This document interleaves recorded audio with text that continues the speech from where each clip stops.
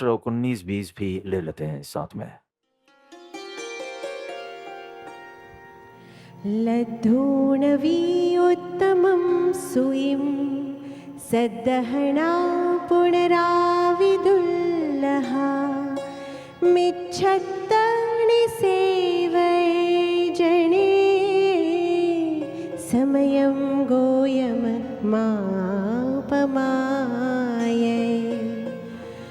धम्मं पीहु सदहृदया दुर्लहया कायेन फासया इह कामगुणैः मुच्यया समयं गोयम मापमाये।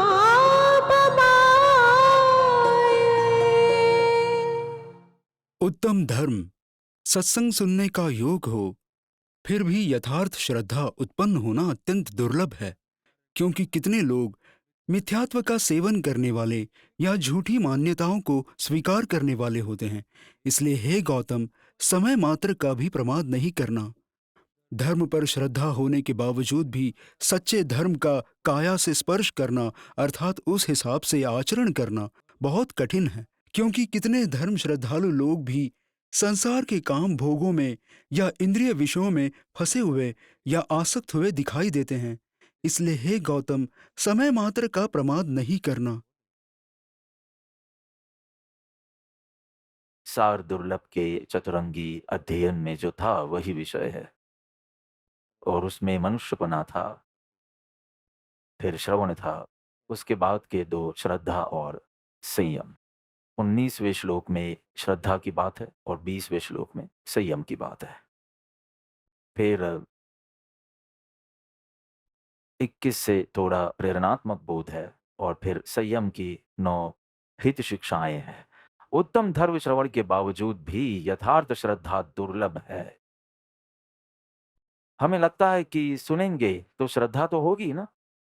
सुनना एक साधना है, यथार्थ तरीके से सुनना और एक श्रद्धा होना भिन्न है, क्योंकि कितना भी श्रवण करने के बावजूद भी कितने लोग झूठी मान्यताएं छोड़ नहीं सकते हैं, अर्थात मिथ्यात्व का ही सेवन करते हैं। 3 कारण है। एक तो हीन पुण्य। हीन पुण्य के कारण, कम पुण्य के कारण उन्हें सद्गुरु का योग नहीं होता है। असद्गुरु के पास से धर्म का श्रवण करते हैं, इसलिए सुनने के बावजूद भी तत्व अनुरूप श्रद्धा नहीं होती है, क्योंकि तत्व का निरूपण ही अलग तरह से हुआ है और वो आपको आत्मा के लक्षणों में, मतार्थी के लक्षणों में मिलेगा। मोक्ष मार्ग प्रकाश में जैन मतानुयायी मिथ्या दृष्टि जीव उसके अंदर मिलेगा कि तत्व का निरूपण ही अतत्व के रूप में हुआ है, इसलिए वो बराबर श्रद्धा करते हैं, पर वो सच्ची श्रद्धा है ही नहीं। वो सच्ची तत्व की श्रद्धा ही नहीं है, उसका पुण्य कमजोर है, क्योंकि वो तो बेचारा भक्ति से सुन रहा है, पर उसका पुण्य ही कम है कि असद्गुरु से धर्म श्रवण कर रहा है। इसलिए भक्ति पूर्वक श्रवण करने के बावजूद भी तत्व की यथार्थ श्रद्धा ही उसे नहीं होती है। दूसरा कारण भारी कर्मी जीव है। भारी कर्मी जीव होने के कारण सच्चे पुरुष से सच्चे तत्व की बात सुनने के बावजूद उसके मन में शंका कुशंका विकल्प भी उत्पन्न होते हैं। इन विकल्पों का कोई आधार भी नहीं होता है। ऐसा नहीं होगा, बस क्यों? बस ऐसा लग रहा है कि ऐसा नहीं होगा। अब इसका क्या उपाय करेंगे? तुम कहो कि क्यों नहीं होगा तो तुझे समझाऊं, परंतु ऐसा हमें देहधारी छे कि के में संभारिए तेरे मान जाने, ऐसा नहीं होगा। क्यों नहीं होगा? तो फिर ये सब व्यवहार किस तरह होंगे? इसलिए ऐसा नहीं होगा। अथवा तो कुविकल्प करेंगे कि ऐसा ही होगा। ये बोल के अपनी महत्ता बढ़ानी होगी। खुद की दशा की बात दूसरों से करने की क्या जरूरत है? शंका जागे, कुशंका जागे, कुविकल्पों जागे, ये भारी कर्मी जीव के लक्षण हैं। इसलिए एक में हीन पुण्य है, बहुत भक्ति है पर पुण्य ही हीन है। दूसरे में भक्ति जागृत हो ही नहीं सकती है, क्योंकि मन इतना ज्यादा विकृत पूर्व भवों के संस्कारों के कारण और वो भारी कर्मी होने के कारण उसे हर चीज में ऐसा होता है। ये सच में होगा? 2 इंद्रिय जीव, ज्वार जितना, कबूतर जितने होते हैं, 1 लाख योजन जम्बू द्वीप, पर नहीं है उसके लिए भी तुम्हारे पास क्या तर्क है? तुम बोले कि नहीं मेरे सर्वज्ञपना में ऐसा नहीं दिखता है, तो भी ठीक है, चर्चा आगे भी चल सकती है। एक तरफ बोल रहा है कि नहीं मैं सर्वज्ञ नहीं हूं, दूसरी तरफ कह रहा है कि वे सर्वज्ञ है, तीसरी तरफ कह रहा है कि सर्वज्ञ असत्य नहीं बोलते हैं, और चौथा उपसंहार। ऐसा लग नहीं रहा है कि ऐसा होगा। अब इस इंसान का क्या करना चाहिए? एक विकलांग सेंटर बनाया है तो यहाँ पर एक पागल खाना भी बना दीजिए ना, कि ऐसे लोगों को सीधा वहां भर्ती करें। हाँ, तुम पहले वाला मानो, पहले वाला नहीं मानोगे कि ये सर्वज्ञ का वचन है, ऐसा लगता नहीं है, तो बात अलग है। तुम फिर मानते हो कि ये सर्वज्ञ का ही कथन है, पर ऐसा लगता नहीं है, तो क्या कर सकते हैं इसका? इतनी छोटी कैप्सूल में कितना सारा पावर भर सकते हैं, तो इतनी छोटी जगह में इतने सारे जीव क्यों नहीं भर सकते हैं? दृश्य तुम मानते हो, तुम नास्तिक हो, तुम अदृश्य, सूक्ष्मत्व, इन सब पर इतना गहन विचार ही तुम नहीं कर पाए हो कि सूक्ष्म जीव यानी क्या? क्योंकि बादर जीवों को ही तुम जीव के रूप में स्वीकार करते हो। सूक्ष्म जीव जो केवल ज्ञानी का विषय है। पहले केवल ज्ञानी को इसलिए तो कहा कि पहले सुदेव, सद्गुरु, सुधर्म पर श्रद्धा कर, फिर तत्व की श्रद्धा कर, फिर स्व पर की और फिर आत्मा की। और ऐसे व्यवहार संकित से निश्चय संकित होता है। परंतु एक तो हीन पुण्य के कारण असद्गुरु द्वारा धर्म की प्ररूपणा होने से फिर वो असद्गुरु किसी भी वेश में हो, संयम वेश में भी होते हैं, परंतु उस वेश के कारण तुम प्रभावित होकर उसका स्वीकार करे, पर वहां तत्व का निरूपण ही यथार्थ नहीं होता, क्योंकि मार खुद ही यथार्थ नहीं समझे हो। ऐसा हो सकता है, ऐसा हो सकता है। दूसरा, यदि तू भारी कर्मी है तो तुझे शंका और कुविकल्प भी आएंगे। कितनी मार तो आपको खुद को पता होता है कि ये कुविकल्प है, पर आ ही जाता है। इसलिए आपको श्रवण करने पर भी श्रद्धा नहीं होती है। देखिए, जो श्रवण करते हैं और प्रेम से करते हैं, स्वेच्छा से करते हैं, परंतु इन कुविकल्पों के कारण श्रद्धा ही नहीं होती है।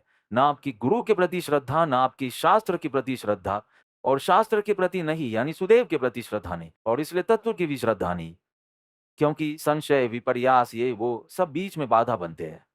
या तो पूर्व संस्कार इतने ज्यादा गाढ़ है कि आप सुनते हैं, आपको वो सही भी लगता है, पर आपने जो पकड़ कर रखा है, आप उसे छोड़ने के लिए तैयार नहीं है। ऐसा ऐसा हो सकता? ऐसा भी होता है कि पहले आप किसी के साथ पूरा वाद करते हो, किसी को कोई संशय हो और आप वाद करते हो, उसे समझाते हैं, फिर वो कहता है कि आपकी बात सही है, पर मैं मानूंगा तो यही। ऐसा तो कहे कि आपकी बात गलत है। ठीक है भाई, तुझे जो मानना है वो मान, आपकी बात तो सही है, पर मैं मानूंगा तो यही। शुद्ध धर्म की प्रारूपणा करने वाले, अंतरंग धर्म समझाने वाले परम कृपालु देव के विषय में जब भाई बोल रहे थे मेडिटेशन में, अंतरंग धर्म की समझ देने वाले,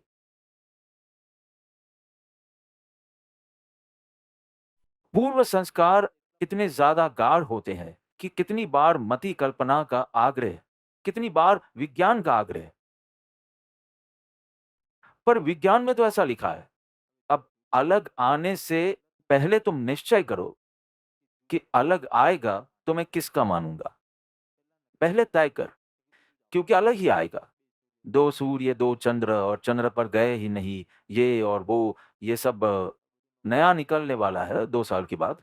अ, चंद्र के उपग्रह हैं और वो सब, तब सब पता चलेगा कि चंद्र पर गए हैं कि नहीं, और ये सब बहुत महत्वपूर्ण बात ही नहीं है, आप घबराइए नहीं। और इस बार तो सच में हम ही चर्चा कर रहे थे कि जब आप एमिरेट्स की उड़ान लेते हैं और जब आप एमिरेट्स से यात्रा करते हैं तो वो उत्तरी ध्रुव के ऊपर से जाता है, और ऐसा कुछ आर्कटिक वृत्त, ऐसा कुछ होता है ना, अमेरिका जाते समय वो ऐसे नहीं जाता है, ऐसे ऊपर से जाता है। तो ग्लोब नहीं है, और यदि ऐसे है तो रशिया और अलास्का पास-पास कैसे आ गए? समझ में आ रहा है कि नहीं? हाँ? बॉल जैसी नहीं है, थाली जैसी है, ऐसा जैन दर्शन कहता है। थाली जैसी है, फ्लैट। तो रशिया यहाँ है, तो अलास्का यहाँ होना चाहिए। और अनुभव तो ये है कि आप ग्लोब में देखो तो रशिया और अलास्का कैसे-कैसे हो सकता है? ठीक से नहीं समझ में आए वो बात अलग है। पर आप कहोगे कि विज्ञान जो कहेगा वही मानूँगा। विज्ञान ने जितना साबित किया है उतना ही मैं जिनेश्वर भगवान को मानूँगा। ऐसा जो मति कल्पना का आग्रह है अथवा तो तुम कहो कि शास्त्र में इस हिसाब से है। मैंने पढ़ा है, भले ही तुमने पढ़ा हो, भले ही तुम जैसा कहते हो वैसा ही लिखा है, परंतु समझने में फ़र्क है। भाई थोड़ी अंग्रेज़ी आती है ना तुम्हें? थोड़ी-थोड़ी आती है ना? घबरा क्या बेचारे? मोजे गंदे हैं इसका अंग्रेज़ी में अनुवाद कीजिए। 3 ही शब्द हैं, पर जब मैंने मोजे कहा मेरा मतलब था लहरें।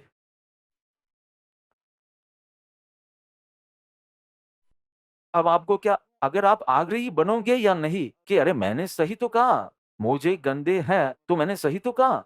सब पर मैंने जिस अर्थ में कहा वो अर्थ ही आपने नहीं पकड़ा है। आपका ट्रांसलेशन राइट है, पर मौजा मैंने कब कहा सॉक्स? मैंने कहा मौजे गंदे हैं, हम समंदर के किनारे नहाने गए थे, उदाहरण है हम कहीं नहीं गए। और उस समय मैंने नेवी को कहा कि ये मोजे तो गंदी है और उसे मैंने आपको अनुवाद करने के लिए कहा तो आपने सॉक्स कर दिया उसका। अब आप बहुत आश्वस्त हैं कि आपने सही कहा है, पर आपने सही नहीं कहा। ऐसे ही आप शास्त्र पढ़ते हैं, पर आपकी मति कल्पना ने उसका अर्थ किया है और फिर सत्पुरुष की वाणी से अलग होता है तो कहेंगे कि अरे! पर तुम इतना भान रखो कि आप ऐसा समझे और उसका प्रचार तो करना ही नहीं। एक भाई ने आज मुझे ईमेल किया सत्संग में बहुत अच्छे पॉइंट्स आ रहे हैं, मैं व्हाट्सएप पर सबको भेज सकता हूँ और नीचे लिख दूँगा कि ऐसा मैंने समझा है। पागल है?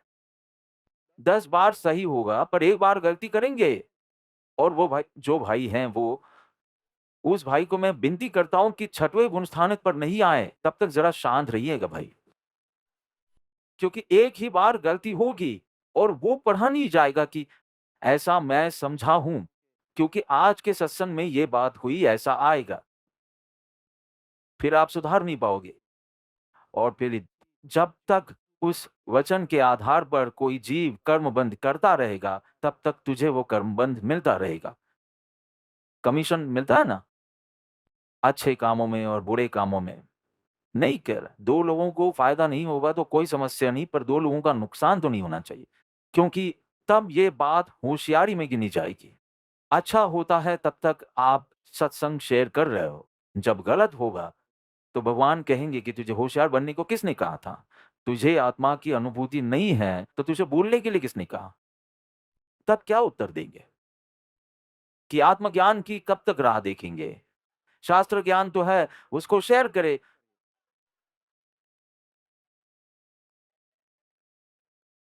और आपको ऐसे श्रोता भी मिल जाएँगे जिनको आत्मज्ञान हो कि नहीं हो कोई फ़र्क नहीं पड़ता। अच्छी बातें करो बस 2 बात। और ऐसा विनय करने वाले भी मिल जाएँगे और मेवा मिष्ठान परोसने वाले भी मिल जाएँगे। और आपको भी लगेगा कि अब आत्मज्ञान की कौन मेहनत करे जब ऐसे ही मेवा मिष्ठान मिल रहे हैं तो। पर तुम बड़ा मेवा चुक दे भाई मोक्ष का, तो ठीक है।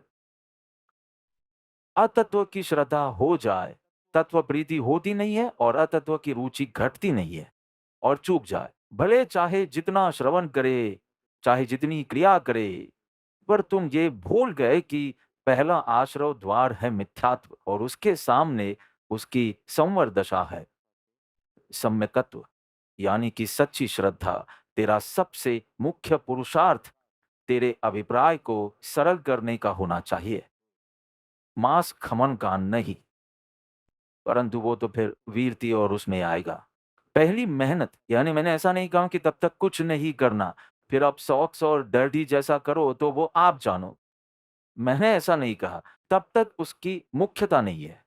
मांस खमन किया हो तो भी आता ही नहीं है सामने पारणा करने। मुझे पारणा करवाओ ना, ऐसे भीख माँगते हैं। अभी तो तब शुरू भी नहीं किया होता है और बाबा आप कब पारणा करवा सकते हैं? इसके लिए तुम तब करते हो?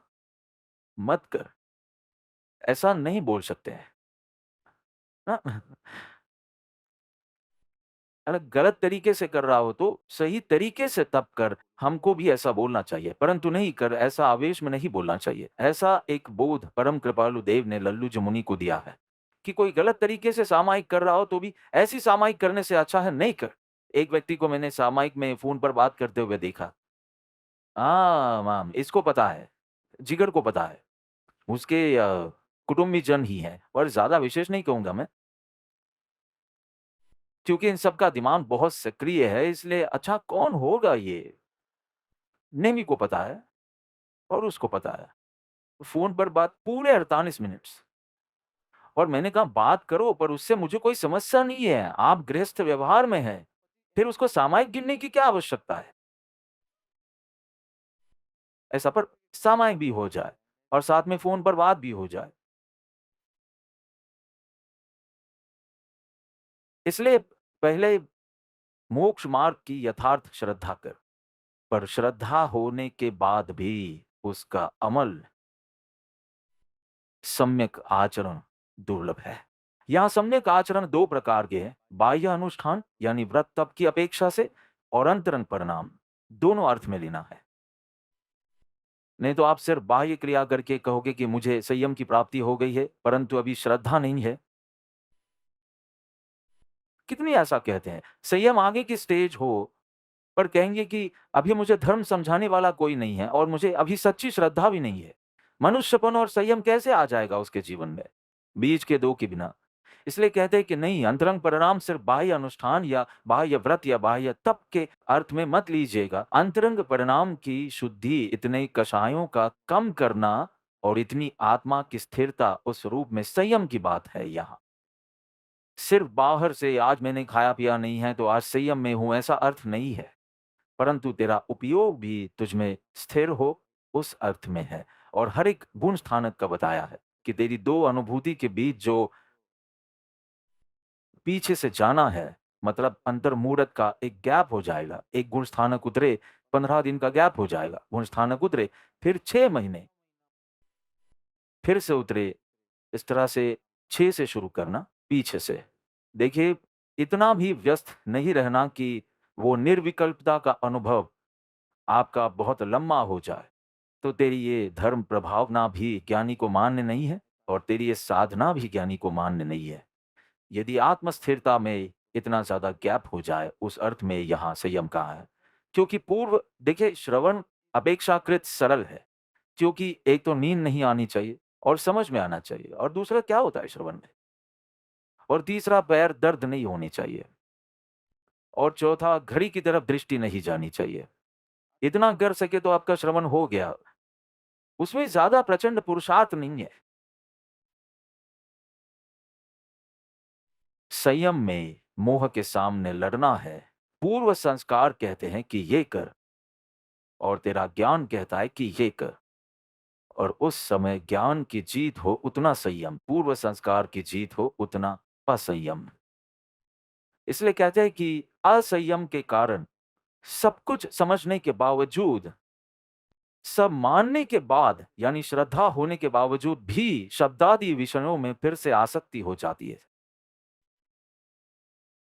फिर से शब्दादि विषयों में आसक्ति हो जाती है, और जैसे ही आसक्त होते हैं, वैसे ही फिर व्यापार, व्यवहार, इन सब चीज़ों में वो ज़्यादा तन्मय होता है। धर्म आराधन न करने के लिए उसकी बुद्धि, सॉरी, कुबुद्धि दलील करती है, तर्क देती है, बहाने देती है, बहाना देती है, जो बहुत ही निश्चयात्मक लगते हैं। सिर्फ इतना ही बोल दे कि मैं प्रमाद ही कर रहा हूं, ये गलत ही है, बहाना ही है, ये तर्क गलत है, ये दलील गलत है, लेकिन तुम तो सपोर्ट कर रहे हो, तेरा मिथ्यात्व उसको सपोर्ट कर रहा है।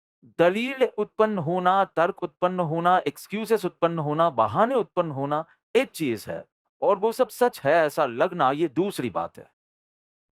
क्योंकि हम बस गलत साबित नहीं होना चाहते हैं, इतना अहंकार तो हम में है ही। थोड़ा सा उसको सकारात्मक उपयोग करे तो बहुत लाभ हो सकता है, परंतु इस अहंकार के कारण आपसे कोई भी तप नहीं होगा, एसिडिटी है। अरे वृत्ति संक्षेप में क्या एसिडिटी है? और द्रव्य थोड़ा कम करे और वो मेवा मिष्ठान नहीं खाना और वो हॉट स्टोरेज में से और कोल्ड स्टोरेज में से उन सब में कहाँ एसिडिटी की समस्या आती है?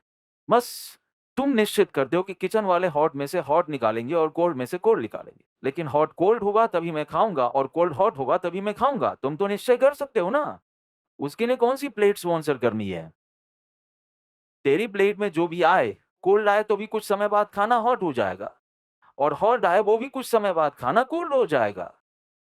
तो तेरे लिए टफ हो जाएगा और उन लोगों के पैसे बर्बाद होंगे। तुम तो कर सकते हो ना, तुम कोई होटल में थोड़ी आए हो। तो ये तर्क, ये दलील आती है मन में और बुद्धि करती है। पूर्व संस्कार के प्रभाव में तुम डूब जाते हो, उसका ही स्वीकार करते हो और कुछ ही समय में पछताना पड़ता है। आप पछताते हैं। फिर दान का हो, शीन का हो, तप का हो, किसी भी क्षेत्र का हो, फिर आप पछताते हैं। फिर पछतावा होता है, ऐसा मैंने क्यों सोचा? ऐसा मैंने क्यों बोला? मैंने ऐसा क्यों किया? ऐसा क्यों नहीं किया? ये सब आता है पछतावा। परंतु आसक्त होता है और आसक्ति के कारण या तो आपके पास धर्म के लिए समय नहीं है या फिर आपके धर्म में कोई क्वालिटी नहीं है। कितनी बार समय ही नहीं हुआ, ध्यान की बहुत इच्छा है पर समय नहीं है। 1.5 घंटा समाचार पढ़ेगा। ऐसे तो तुम 5 अखबार पढ़ोगे तो तुझे खाने का भी समय नहीं मिलेगा। समय तो निकालना पड़ता है ना। समय भी निकालेंगे परंतु काम भोगों में बहुत आसक्ति होगी तो क्वालिटी तो नहीं रहेगी। उसका तुम क्या करो? तुम 2 घंटे यहाँ बैठोगे पर यदि तुम आसक्त हो तो तुम्हें कुछ याद भी नहीं रहेगा, कुछ भी धारण ही नहीं होगा, उसका क्या करोगे तुम? समझ में आया? और फिर पछताएगा। आत्मा का नुकसान, जैसे सुबह कहा था, आत्मा का नुकसान तुझे दिखता नहीं है। मन का लाभ और नुकसान तुझे बराबर समझ में आता है। इसलिए तुझे मन को लाभ हो ऐसा करना अच्छा लगता है। मन का नुकसान नहीं होना चाहिए, मन दुखी नहीं होना चाहिए। उसने इच्छा की ना काम भोग की तो एक बार पूरी करनी चाहिए। उसकी इच्छा हुई घूमने जाने की तो उसे पूरी करनी चाहिए। उसकी इच्छा हुई कि एक बार उसको सुना दे तो एक बार कर देना चाहिए। ऐसे मन का नुकसान नहीं हो, उसमें आत्मा का नुकसान होता है। ये ऐसा है कि ट्रेन है, टिकट भी ली है, टिकट लेके ट्रेन में भी बैठा है, लेकिन उसका स्टेशन आता है, तभी वो सो जाता है। स्टेशन पर उतरता नहीं है, इसलिए ट्रेन फिर से परिभ्रमण करती है।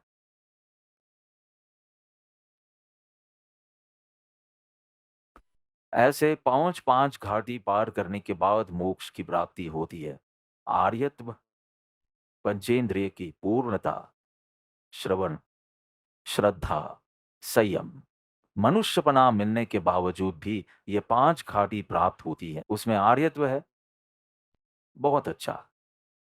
पंचेंद्रिय की पूर्णता यानी 11 घाटी वो थी।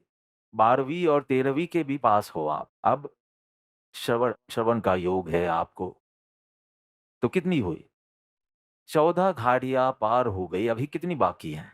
श्रद्धा और संयम। इतना नहीं करोगे आप? 14-14 पास की, अब इस 2 के लिए फिर से 0 से शुरुआत करनी है। अरे! देवलोक में थोड़ा रिद्धि का वर्णन करना था। इतने अच्छे से करेंगे कि आपका मन हो जाएगा, पहले पूरी बात सुनो।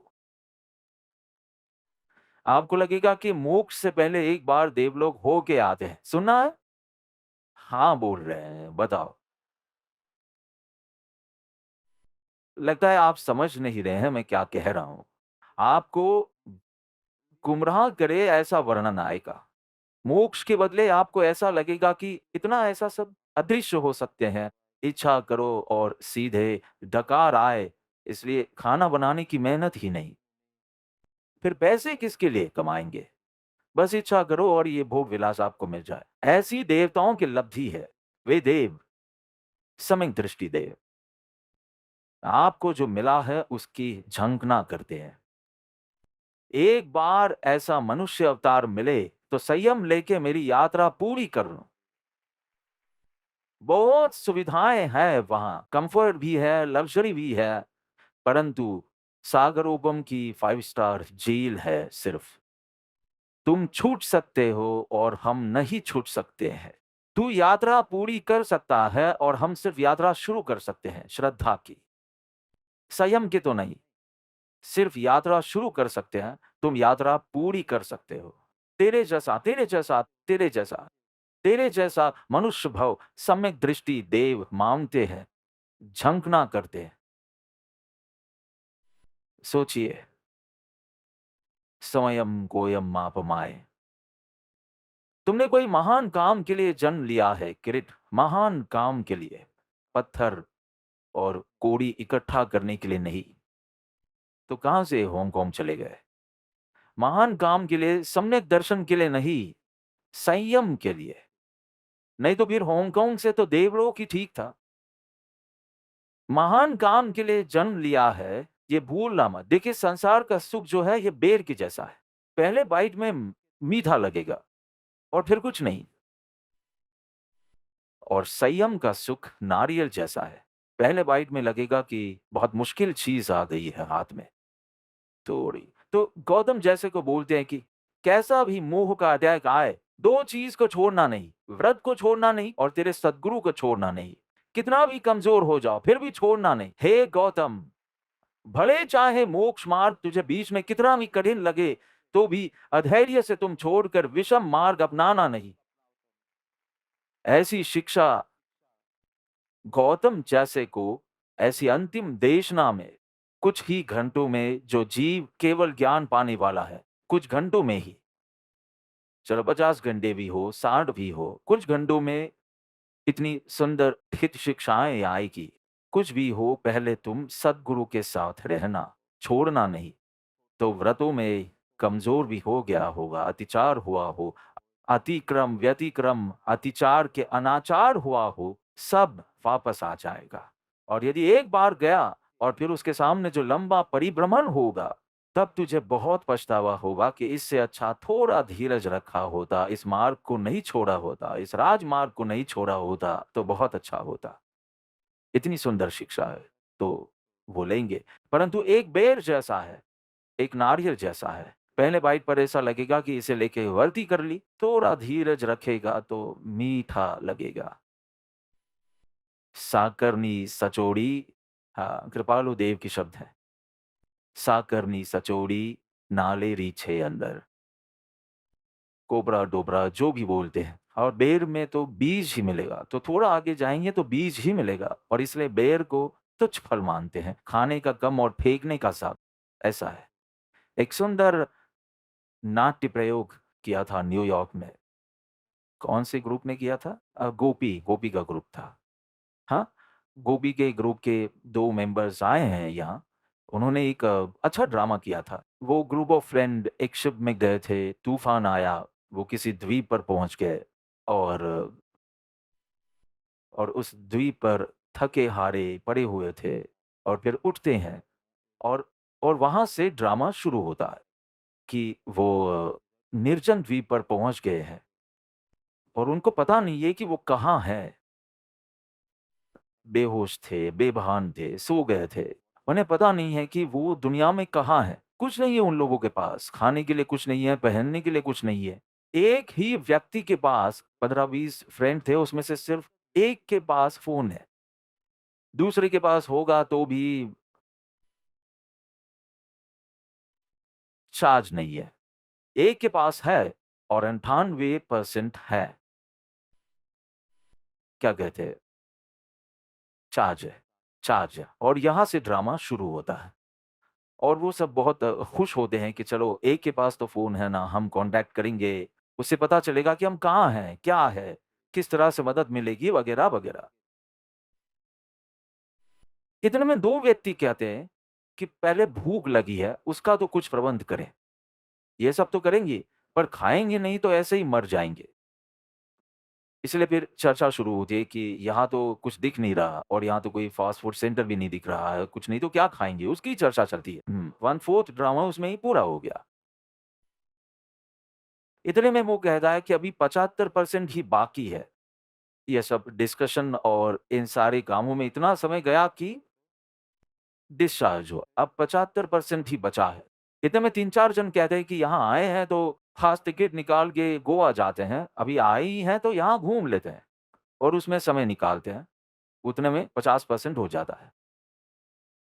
फिर 3-4 लोगों ने कहा कि यहाँ कौड़ी, शंख ये सब बहुत अच्छा है। जाना तो है ही, कॉन्टैक्ट होगा और मदद मिलेगी और जाना तो है ही। उससे पहले थोड़ा ये सब कुछ इकट्ठा कर लेते हैं। और उसकी चर्चा और उसके संकल्प-विकल्प और उसके प्रति हर्ष, शोक, प्रीति, अप्रीति, राग, द्वेष में अब 25% बाकी है।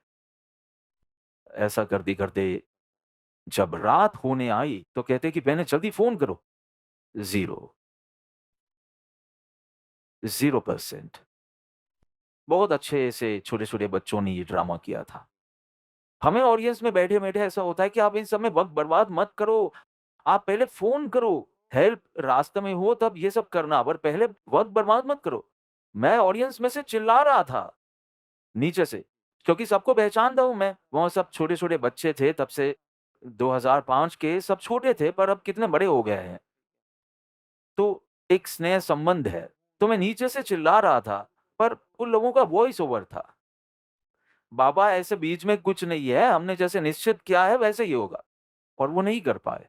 और अब 0%, अब किसी भी तरह हेल्प को संपर्क करने के लिए कोई माध्यम नहीं है। और फिर वो छोटे-छोटे बच्चे बड़ों को बोलते हैं कि बर्बाद नहीं करें। जब आप जन्म लेते हैं, आप 100% पर होते हैं। फिर बालपन और यूनिवर्सिटी और लंदन जाना है और सिंगापुर जाना है, उसमें बर्बाद किया और फिर लड़का ढूँढना है, कहाँ गई? लड़का ढूँढने में यानी शादी और उसमें गया। फिर बच्चे और बच्चों का क्या करना है, उनको कहाँ भेजना है, ऐसा करते-करते आत्मा का कल्याण रह गया। और बहुत अच्छे से उसका निरूपण हुआ है। इसलिए ये श्रवण, श्रद्धा और संयम का अंतरंग पुरुषार्थ करने में, हे गौतम, समय मात्र का प्रमाद मत कर। समयम गोयम मापमाय। प्रभु वीर के मुख से ये उद्घोष भिन्न-भिन्न पात्रों में, भिन्न-भिन्न भूमिकाओं में रहे साधक भिन्न-भिन्न प्रकार से प्रमाद का अर्थ करके अप्रमत्त होने का प्रयत्न करते हैं। समय मात्र का प्रमाद मत करना, ऐसा सुनकर ज्ञानियों, मुनियों कैसे उन्हें ग्रहण करते हैं?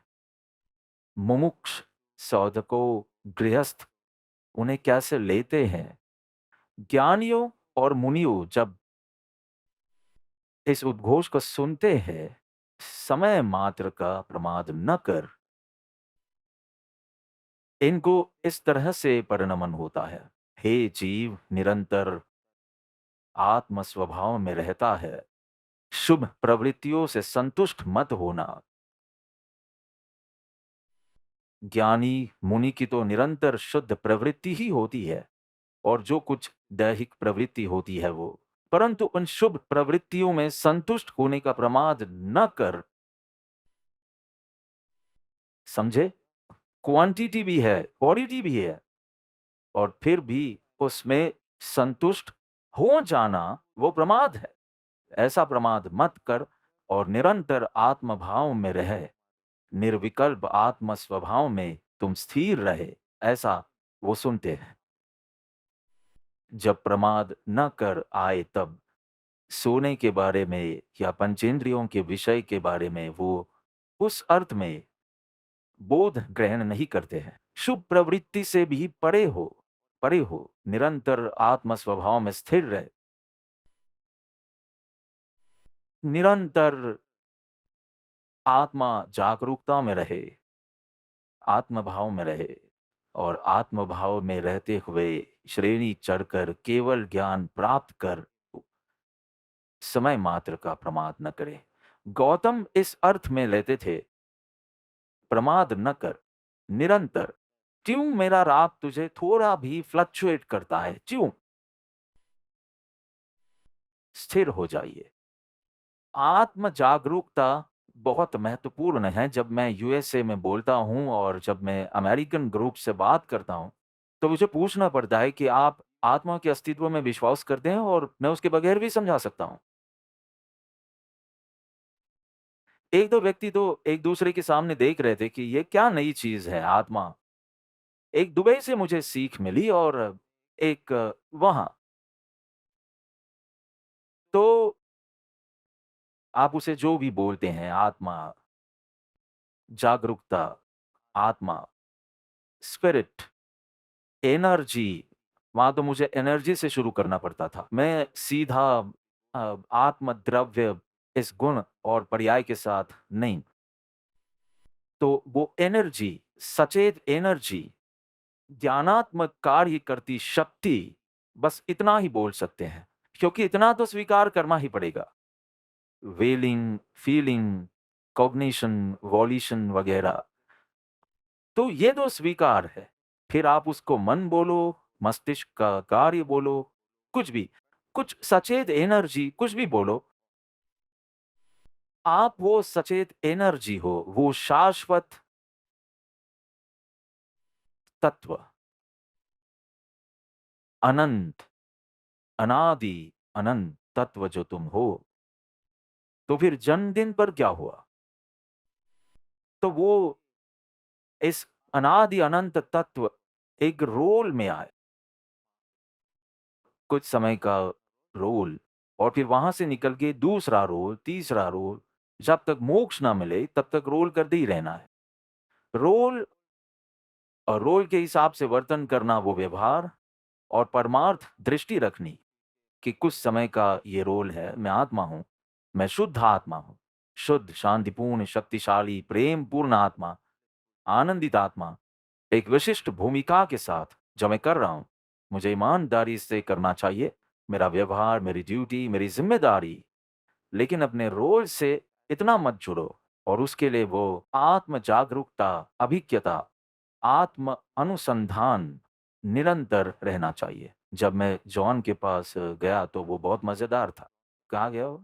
हाँ, तो याद है जब मैं तुम्हारे घर आया था और उसके फार्म पर गया था, मोबली फार्म। तो वो कुछ काम में व्यस्त था और उसके पिता मुझे जगह दिखा रहे थे, और वहाँ पर एक बहुत बड़ा कोलाज जैसा कुछ था, फैमिली, हाँ। और उसमें उसके पिता मुझे दिखा रहे थे, और अ, आपके दादाजी अभी भी जी रहे हैं, ठीक है?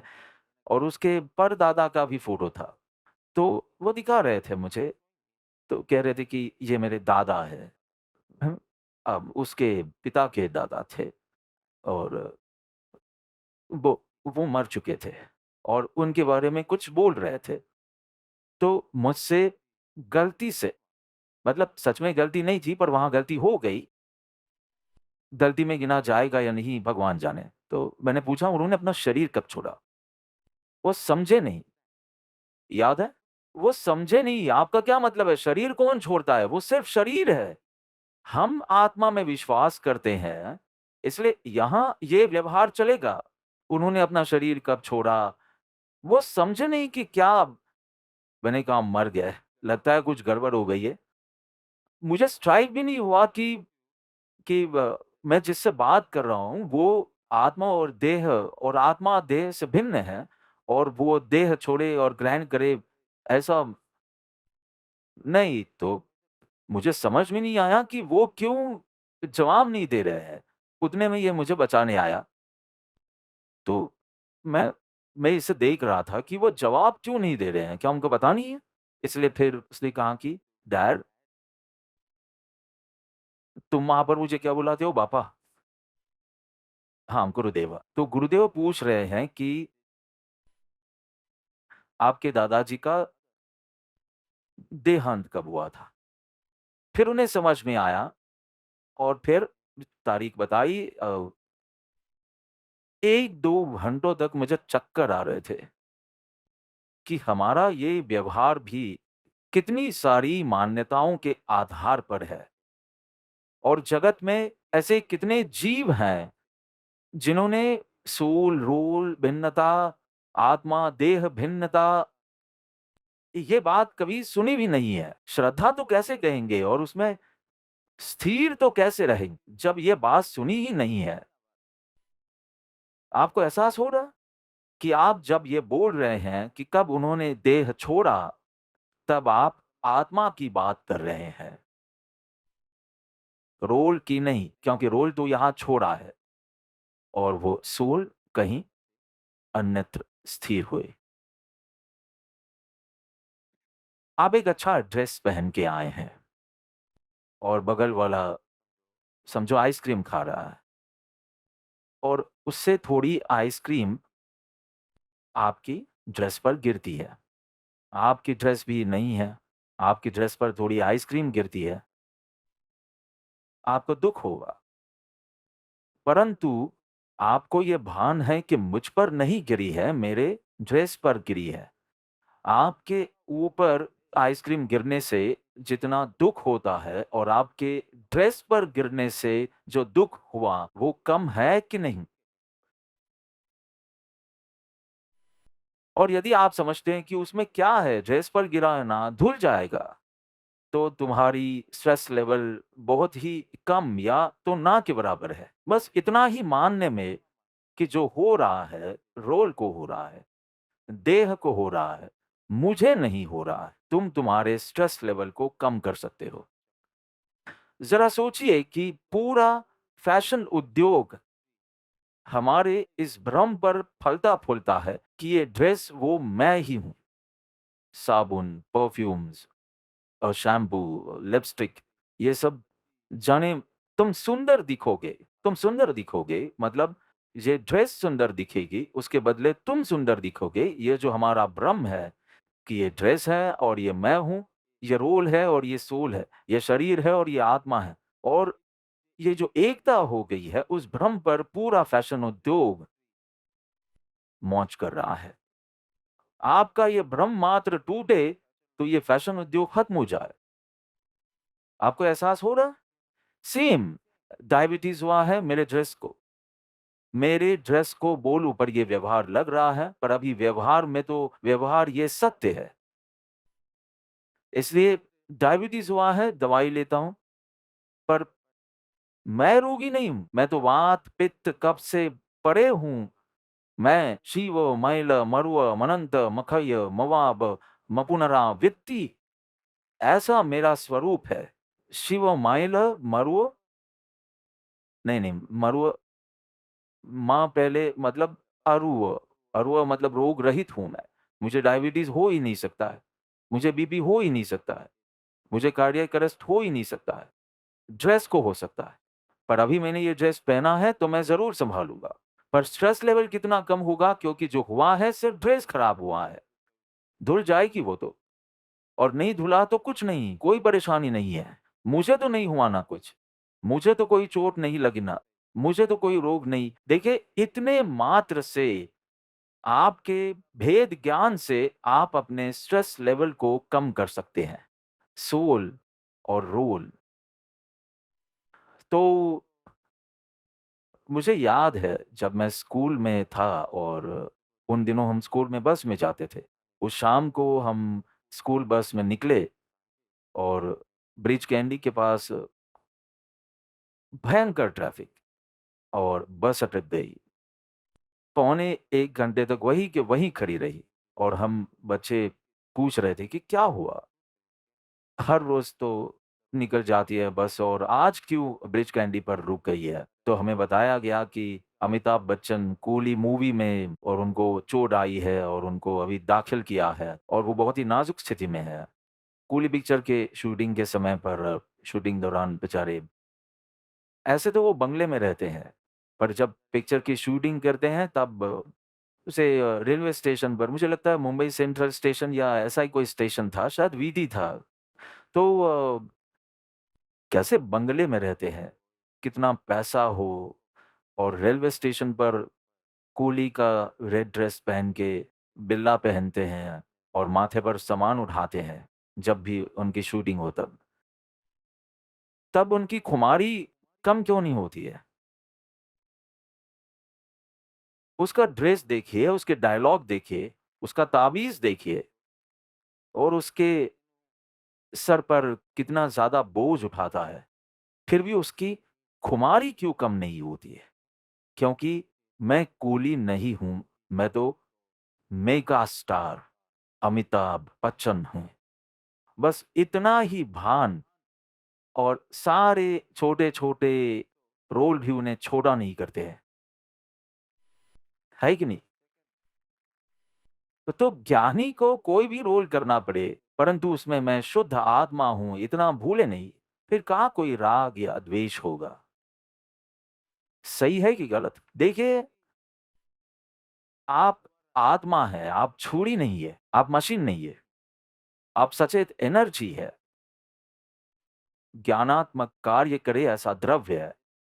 इसलिए आप अपने जवाब चुन सकते हैं, आप अपनी स्थिति नहीं चुन सकते हैं। स्थिति आपके कर्मों द्वारा चुनी जाती है। मतलब एक अपेक्षा से ये भी कह सकते हैं कि आपने ही आपकी परिस्थिति को चुना है। पूर्व भाव में, आपने पूर्व भाव में परिणाम अच्छे रखे होते तो ये परिस्थिति आती ही नहीं। यानी वास्तव में तो नींव में जाए तो आपने अपनी परिस्थिति चुनी है और आप अपने जवाब चुन सकते हैं। टोरंटो में सत्संग में जाते समय जो भाई मुझे ले जा रहे थे, डॉक्टर महेंद्र ड्राइव करके ले जा रहे थे। उनके घर से सत्संग हॉल जा रहे थे, जैन सेंटर में। कोई बात निकली तो कहते हैं कि बाबा हम अपनी पत्नी चुन सकते हैं, पर अपने माता-पिता नहीं चुन सकते हैं। मैंने कहा ये व्यवहार दृष्टि से तो सत्य है, परंतु परमार्थ दृष्टि से तो आपने ही अपने माता-पिता को चुना है। पूर्वे जैसे परिणाम किए वैसे तुझे जो-जो चाहा पूर्व में वो मिला है। तुमने जो चाहा वही मिला, तुमने ही चुना है। उस समय तेरी चॉइस कुछ और थी और अब कुछ और है, इसलिए तुम्हें लग रहा है कि मुझे ऐसे माता-पिता क्यों मिले? पर तेरी पसंद बदल रही है। पसंद तेरी ही थी। जैन दर्शन ये समझाएगा। व्यवहार दृष्टि कहती है कि वो अधिकार तेरा था ही नहीं अपने माता-पिता को चुनने का, सिर्फ पत्नी आप चुन सकते हैं। वो भी कितने फैमिली में तो माँ-बाप ही चुनते हैं।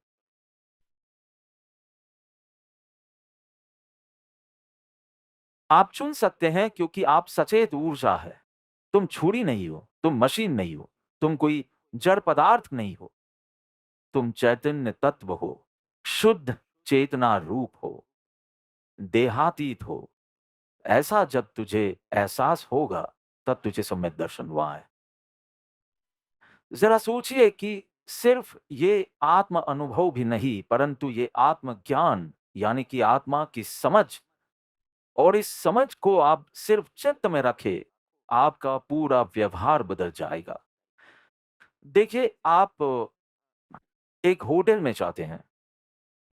होटल बोला हूँ यानी वो घाटकोपर वाली होटल नहीं, वो लोग रेस्टोरेंट को होटल कहते हैं। इसलिए ये होटल नहीं, होटल। तो आप प्रवेश कर रहे हैं, आपको पहले वॉचमैन दिखाई देता है, ठीक है? आप अंदर घुसे कंपाउंड में, आपको पहले वॉचमैन दिखा, फिर आपको रिसेप्शनिस्ट मिलती है। फिर समझो कि आप लॉबी में हो, तो दूसरे मेहमान मिलते हैं। समझो कि उस होटल का मालिक आया है और वो आपको अभिवादन कर रहा है। जब तक आपका ध्यान रोल पर है ना, चारों के साथ आपका व्यवहार अलग होगा। पहला वॉचमैन आपको सलाम करेगा, आप सिर हिलाओगे पर आप सामने सलाम नहीं करोगे, आप शेठ हैं। इसलिए ज़्यादातर वो भी बहुत कम लोग देते हैं, पर आप एक स्माइल दोगे, बस इतना ही। रिसेप्शनिस्ट के साथ आप थोड़ा उसके मुकाबले अ, जेंटल जेस्चर्स होते हैं, पर तो भी आप उनसे अधिक हैं, ऐसी फीलिंग तो आएगी ही। वो तो नौकरी कर रहा है या वो तो नौकरी कर रही है, और तुम तो धनवान हो, ऐसा आपके उसमें ज़रूर आएगा। फिर आप दूसरे मेहमानों से बात करते हैं, आपका व्यवहार थोड़ा अलग होगा, क्योंकि आप समान हैं। मालिक के साथ आपका व्यवहार कुछ अलग ही होगा कि जिसने आपको ये 1-2 नाइट्स गिफ्ट की हैं, उसको आप मिलो तो उसके साथ का व्यवहार। अब आप वापस जाओ, फिर से प्रवेश करें और इस बार सब में सोल देखिए, रोल नहीं। अब स्पिरिट देखिए, सिर्फ शुद्ध आत्मा देखिए। वॉचमैन को देखते समय वॉचमैन का रोल नहीं, शुद्ध आत्मा। रिसेप्शनिस्ट के पास जाते समय रिसेप्शनिस्ट का रोल नहीं, शुद्ध आत्मा। अब अन्य गेस्ट के साथ शुद्ध आत्मा। अब मालिक को देखूं तो शुद्ध आत्मा। अब रूम पर जाकर खुद का चेहरा देखे तब आत्मा, और आपके वॉलेट में जो चित्रपट है, उनको देखो तब भी शुद्ध आत्मा। बहुत सरल है, कुछ नया नहीं कहा है जो तालियां बजा रहे हो। लेकिन आपको आज कुछ स्ट्राइक हुआ कि उस चीज को मैं रोल के रूप में देखूं। आप घर में प्रवेश करते हो और आप रिंग बजाते हो, कौन खोलता है? स्पष्टता, काम वाली। हाँ हाँ, आपकी पत्नी कभी खोलने वाली है? तो काम वाली हो या नौकर हो, वो खोलते हैं। फिर आपके बच्चे मिलेंगे, आपकी पत्नी आखिर में ही मिलेंगी आपको, क्योंकि मिलते ही झगड़ा शुरू होने वाला है, इसलिए आखिर में।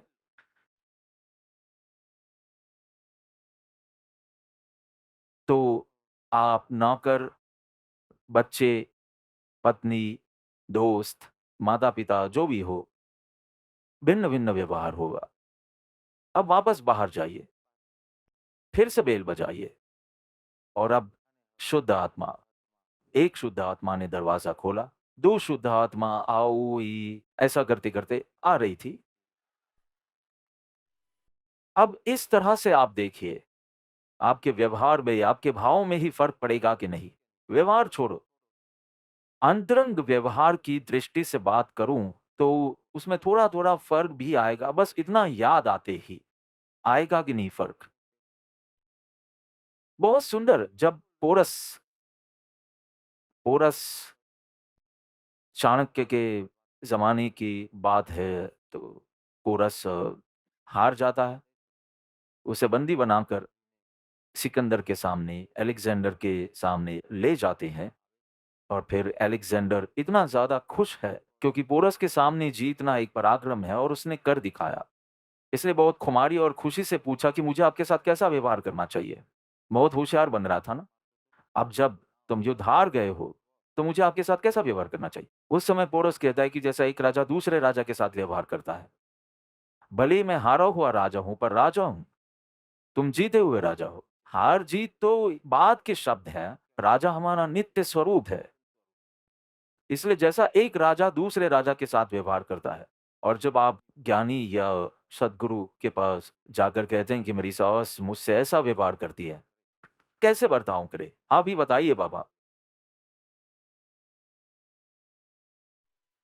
तो मैं कहता हूँ कि जैसे एक शुद्ध आत्मा दूसरी शुद्ध आत्मा के साथ व्यवहार करती है।